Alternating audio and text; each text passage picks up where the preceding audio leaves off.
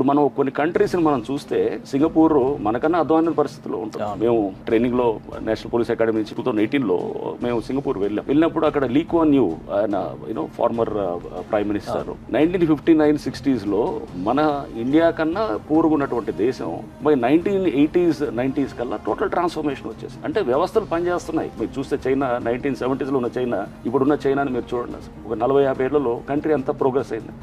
So అంటే మన దేశం మనం ఎందుకు చేసుకోకూడదు? పొలిటికల్ సిస్టమ్స్ బాగానే ఉన్నాయి, పనిచేసే వ్యవస్థలు కూడా పనిచేయాలి. పొలిటికల్ సిస్టమ్స్ లో ప్రాబ్లం ఏం లేదు. ఇదే పొలిటికల్ సిస్టమ్ హైడ్రా క్రియేట్ అయింది కదా.